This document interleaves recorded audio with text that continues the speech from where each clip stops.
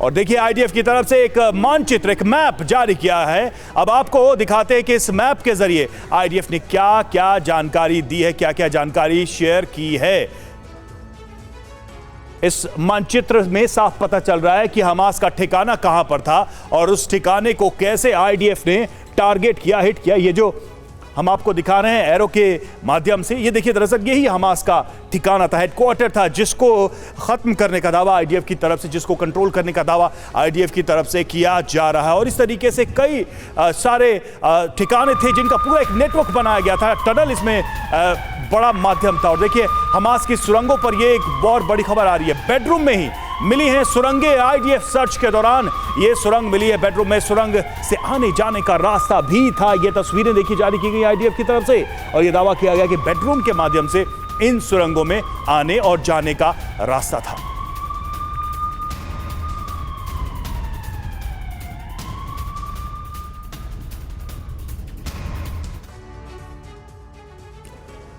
तो गाजा में भारी तबाही और हमास को हो रहे लगातार नुकसान के बाद अब हमास में फूट पड़ गई है। खुलासा हुआ कि 7 अक्टूबर को जो भी हुआ वो हमास के प्लान से अलग था। हमास के टॉप लीडर्स ने आखिरी वक्त में लड़ाकों को, आम लोगों को मारने का ऑर्डर दिया, आदेश दिया, जिसकी वजह से इजराइल में नरसंहार हुआ और अब हमास को उसकी भारी कीमत चुकानी पड़ रही है। एक हमास कमांडर के मुताबिक लड़ाके सिर्फ कुछ सैनिकों को किडनैप करने गए थे और उसके बाद इजराइल सरकार से सैनिकों की रिहाई के बदले कुछ शर्तें मनवाने का यह पूरा प्लान था।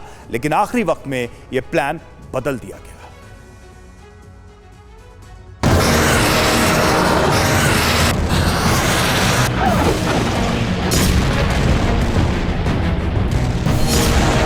दुनिया हैरान थी 7 अक्टूबर की ये तस्वीरें देखकर।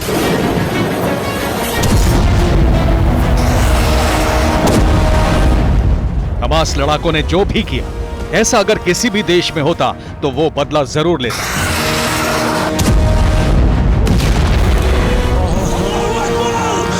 चंद रॉकेट और लड़ाकों वाले हमास की इस जरूरत के अंजाम का अंदाजा भी उसी दिन हो गया था।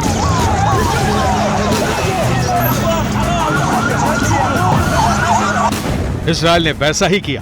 गाजा का एक बहुत बड़ा हिस्सा तबाह हो चुका है और इजरायली फोर्स हमास को उत्तरी गाजा में घेर चुकी है।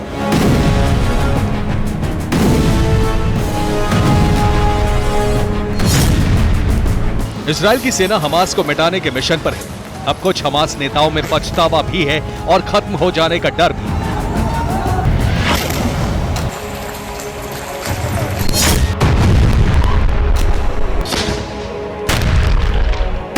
एक रिपोर्ट के मुताबिक हमास में फूट पड़ चुकी है। हमास के कमांडर 2 हिस्सों में बंट गए हैं। एक गुट 7 अक्टूबर के हमले को गलती बता रहा है, दूसरा ग्रुप इजराइल से मुकाबला कर रहा है।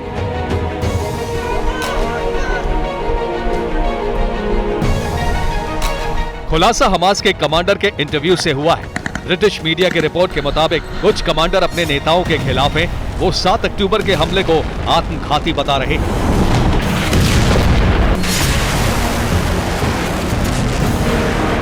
अबू मोहम्मद नाम के कमांडर ने इंटरव्यू दिया है। इस्माइल हानिया और याह्या सिनवार पर आरोप लगाया है। हमास को खत्म करने वाले फैसले लेने का आरोप लगाया है। हमास के निचले स्तर को खत्म करने का आरोप लगाया है।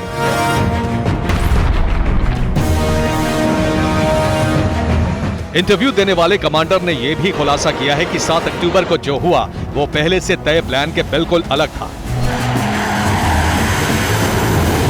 अबू मोहम्मद नाम के कमांडर के मुताबिक पहले 7 अक्टूबर को सिर्फ कुछ इजरायली सैनिकों को किडनैप करने का प्लान तैयार था।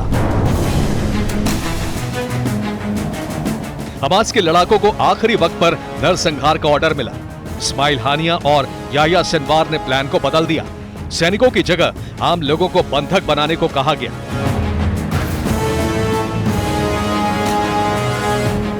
हमास कमांडर के मुताबिक उनकी लड़ाई भी सिर्फ इजराइल की सेना और सरकार से है। हमास कभी भी बेकसूर लोगों को मारने के पक्ष में नहीं था, लेकिन इस्माइल हानिया और याह्या सिनवार ने जो फैसला किया उससे पूरी दुनिया में हमास की छवि बेहद खराब हो गई।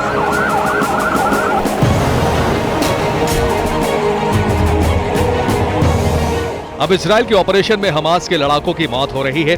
हथियारों का भंडार भी खत्म होने वाला है। कमांडर अबू मोहम्मद को डर है कि हमास हमेशा के लिए या तो खत्म हो जाएगा या फिर हमास को दोबारा ताकत जुटाने में बरसों लग जाएंगे। Bureau report, TV9, Bharatvarsh.